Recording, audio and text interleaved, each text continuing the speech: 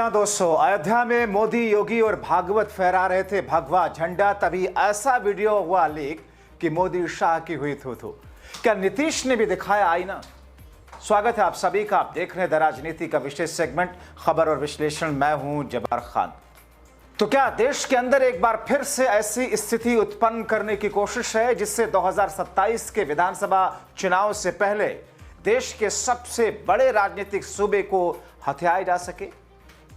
क्या बिहार विधानसभा चुनाव के नतीजों के बाद में अब बंगाल में बिहार जैसी जीत, उत्तर प्रदेश से लेकर दूसरे ऐसे तमाम राज्यों में भारतीय जनता पार्टी वही इतिहास दोहरा सके?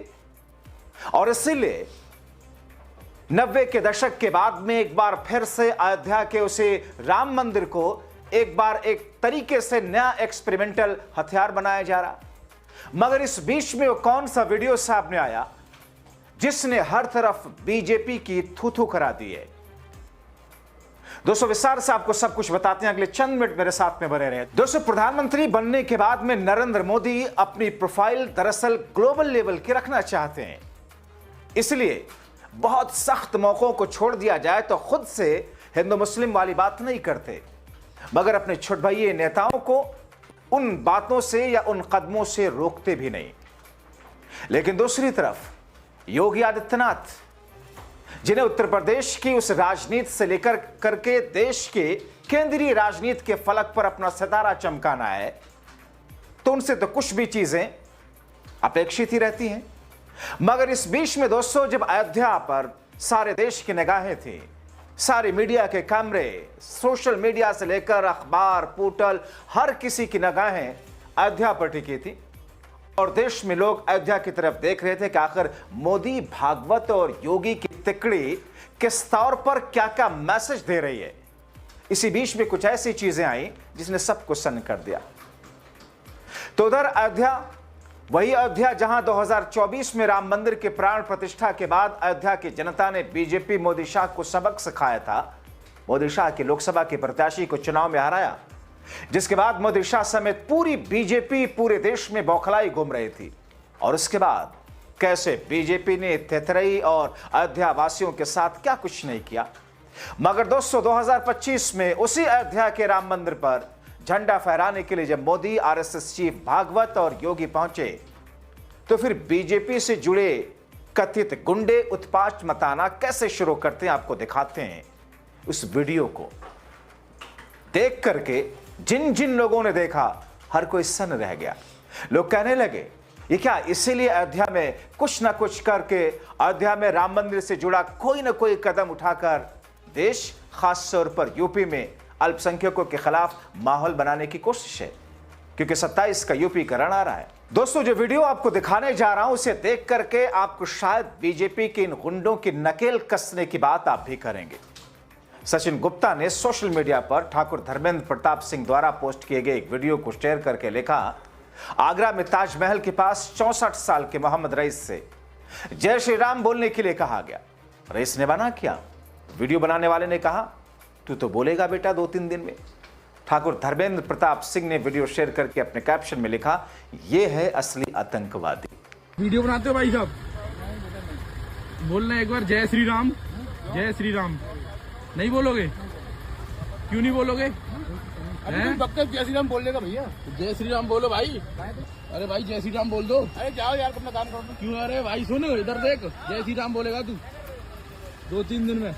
जाहिर है इधर मोदी, योगी संघ के भगवा झंडा फहराने की तस्वीरें और उसे कथित तौर पर राजनीतिक प्रोपेगेंडा कहने की कवायद, तो दूसरी तरफ ऐसा इनके गुंडे नुमा जिस पर कई सारे केसेस हैं, जो खुद को धार्मिक गुरु बताता है, कैसे मुस्लिमों के खिलाफ ही नहीं, जहर उगल रहा, बल्कि उस स्वर्गवासी पूर्व राष्ट्रपति मिसाइल मैन अब्दुल कलाम को गालियां दे रहा है। कह रहा है कि राष्ट्रपति अब्दुल कलाम से कट्टर मुसलमान कोई हुआ ही नहीं। जबकि एक तरीके से बीजेपी वाले उन्हें अपने एजेंडे को प्रमोट करने के लिए उन्हें अब्दुल कलाम की तारीफ करते नहीं थकते।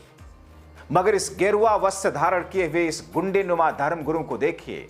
आपको वीडियो सुनवाता हूं और दिखाता हूं, मगर हैरानी इस बात की कि यह व्यक्ति सब कुछ पुलिस अधिकारियों के सामने कह रहा है और पुलिस हाथ बांधते हुए नपुंसकों की तरह खड़ी हुई है। और बाद में इस गेरुआ वस्त्र धारण किए व्यक्ति को धन्यवाद भी कह रही है। दोस्तों, इस वीडियो को शेयर करते हुए एक यूजर ने लिखा कि पहले इनको मुसलमान अब्दुल कलाम जैसा चाहिए था, अब यति ने भारत के पूर्व राष्ट्रपति मिसाइल मैन अब्दुल कलाम आजाद को कटघरे में खड़ा कर दिया। इसको मुसलमानों से नहीं बल्कि हर उर्दू वाले नाम से नफरत है। ऐसे लोगों से हर तरह से दूरी बनाकर रखें, ये किसी के भी सगे नहीं। इस शख्स ने लिखा। ये जो होता ना भैया, क्या नाम था जिसने संसद पर अटैक किया था, अफजल गुरु। अफजल गुरु के परिवार वालों से सारे प्रोटोकॉल तोड़ के बुलाया था, उन्होंने बुलाया था। केवल भारत के इतिहास में, पूरे भारत के इतिहास में एक बार ऐसा हमारे जैसे हिंदू ने पूछा जी अब्दुल कलाम बनाओ। अब्दुल कलाम से कट्टर मुसलमान इस देश में नहीं हुआ। मतलब भारत के स्वतंत्र भारत के इतिहास में एक ही राष्ट्रपति है जो किसी मृत्यु दंड की सजा पाए हुए अपराधी के परिवार वालों से मिला। वो उस आदमी का नाम था अब्दुल कलाम। और जब तक अब्दुल कलाम उसके परिवार वालों से मिलने लिया था, अफजल गुरु ने फांसी की माफी की याचिका दायर नहीं की थी, मर्सी पिटीशन दायर नहीं की थी। वकील साहब को तो पता होगा ना। अब अब्दुल कलाम ने अफजल गुरु के परिवार वालों को अपने यहाँ बुलाया और उनसे कहा भी तुम मर्सी पिटीशन दायर करो, मैं बैठा हूं यहाँ पे। कांग्रेस की सरकार थी, कांग्रेस की सरकार ने इंतजार किया जब तक अब्दुल कलाम हटा नहीं, तब तक उन्होंने मर्सी पिटीशन राष्ट्रपति को होम डिपार्टमेंट ने भेजी नहीं। वरना वो मतलब वो तीनों सेनाओं का प्रमुख होता है। आप तो वर्दी में छोटे आते सब इंस्ट्रक्टर हो भी, वो तीनों सेनाओं का अध्यक्ष होता है भारत का राष्ट्रपति। उसका नाम था अब्दुल कलाम। DRDO। हमारी कायर और कमीने नेताओं ने उसे भारत रत्न दिया। एक बार वो अमेरिका चला गया राष्ट्रपति ना होने, आप गूगल पर सर्च करना मेरी बात। जब वो अमेरिका गया तो अमेरिका में जो है नंगी करके उसकी तलाशी ली गई थी। सोनिया गांधी, मनमोहन सिंह ने जो है इस पर ऑब्जेक्शन डाला तो अमेरिका वालों ने 124 फाइलें दी थी। साहब आप तो अब्दुल कलाम से तो छोटे ही हो ना। राष्ट्रपति तीनों सेनाओं का अध्यक्ष होता भैया, 4 हो या नहीं हो। वो तीनों सेनाओं का अध्यक्ष होकर जिहाद कर सकता है और हमारा छोटा सा सिपाही भी धर्म के लिए कुछ नहीं कर सकता, क्योंकि भैया बस सिस्टम हमारा ऐसे। चलो जी महाराज, बहुत बहुत धन्यवाद आपका। मेन बात यह है कि सरकार हमारी है, पर हमारी अभी यानी कि एक तरफ अल्पसंख्यकों के खिलाफ जहर का माहौल बनाने के लिए अपने छुटभइये नेताओं को लगा रखा है और देश में भय के साथ साथ जंगल राज। कैसे? सुनिए राहुल के शब्दों में। नरेंद्र मोदी और अमित शाह ने देश में जंगल राज लागू कर रखा है। ED, CBI, income tax department का राज, धमकी का राज, नफरत का राज, किसानों से उनका हक छीनने वाला राज, मजदूरों को कुचलने वाला राज, नोटबंदी वाला राज, गलत GST वाला राज, बेरोजगारी वाला राज। ये है सच्चा जंगल राज जो नरेंद्र मोदी और अमित शाह दिल्ली में चलाते हैं। इसी बीच में एक वीडियो भी वायरल हो रहा है जिसने मोदी, योगी और धामी के माथे पर बल ला दिया। मुल्ली बीजेपी मुल्ली बोलते हैं ना, मैं मुल्ली इस सरकार से सवाल करती हूँ। मैं मुल्ली हो सकता है कि मेरे पूछे गए सवाल आंदोलन जिहाद बन जाए, तो मेरे घर पे बुलडोजर चला दिया जाए, पर मैं नहीं डरूं। पता है क्यों?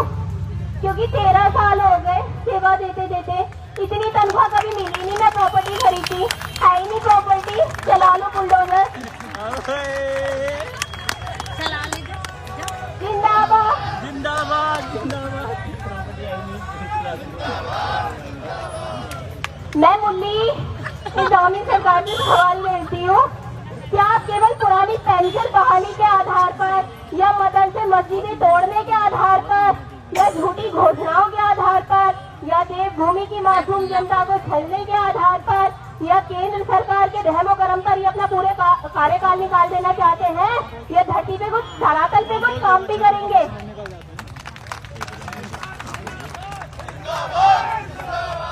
दोस्तों, एक छोटी सी मिसाल आपको देते हैं। मौजूदा वक्त में दिल्ली NCR में सांस लेना मुश्किल है। घरों से निकलने के लिए रोका जा रहा है। एडवाइजरी सामने आ रही हैं, खासतौर पर बच्चों, बुजुर्गों, दमा अस्थमा के मरीज या नॉर्मल लोगों के लिए।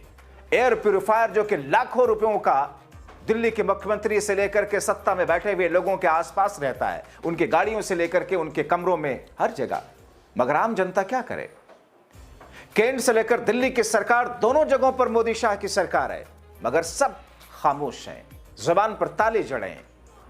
और जब ये सरकार में नहीं थे कैसे उछलते थे, जरा देख लीजिए मोदी साहब को। देखिए तो सही क्या हाल बना रखा है दिल्ली का। गर्मी आती है तो पीने के पानी के लिए मारामारी, बरसात आती है तो जल भराव से परेशानी, सर्दी आती है तो प्रदूषित हवा में सांस लेना मुश्किल। दिल्ली के लिए इन लोगों ने हर सीजन, हर मौसम आपदा काल बना दिया है। इसी बीच में एनडीए के सहयोगी केंद्रीय मंत्री चिराग पासवान के पिता रामविलास पासवान का एक वीडियो तैरने लगा, जो मोदी, शाह और योगी के राजनीतिक चेहरे पर एक जन्नाटेदार लाफा है। यकीन नहीं तो सुनिए। बहुत लोग कहते हैं कि जो मुसलमान बाबर के औलाद हैं। इतिहास किसने पढ़ा है? हम लोग भी पढ़े हैं। बाबर कब आया था? 1526 में आया था। और बाबर जब आया था देश में कौन राज कर रहा था? इब्राहिम लोदी राज कर रहा था। इब्राहिम लोदी के पहले कौन था? खिलजी वंश था। खिलजी वंश के पहले कौन था? गुलाम वंश था। गुलाम वंश के पहले कौन था? मोहम्मद गोरी था। 1100 ईस्वी से इस देश में संतलत क्या कहते हैं रहा। बाबर के साथ में कितने लोग आए थे? 1200 लोग आए थे। आज कितने मुसलमान हैं? हिंदुस्तान, पाकिस्तान, बांग्लादेश तीनों को मिला दीजिए 35 करोड़ मुसलमान हैं। ये 35 करोड़ मुसलमान कोई 1200 के औलाद है? कौन बने हैं मुसलमान? इसी परिवार से गए हैं। सबसे ज्यादा गरीब परिवार से गए हैं। सबसे ज्यादा दलित वर्ग के लोग क्या कहते हैं गए हैं, यहीं से गए हैं। कौन विदेशी आया हुआ है? जाहिर तौर पर यह मिसालें छोटी पड़ जाएंगी। ये स्थितियां आपके सामने हर घंटे हर दिन की हैं, मगर बावजूद इसके सत्ता की गोद में खेलने वाली ये गटर मीडिया कहती है ये तो सबका साथ सबका विकास हो रहा है। अगर यही है सबका साथ और सबका विकास, तो फिर डूब मरना चाहिए देश के 65% लोगों को जो बीजेपी के सड़े गले अंधभक्त नहीं है। आप क्या कहेंगे? अपनी राय जरूर लिखें।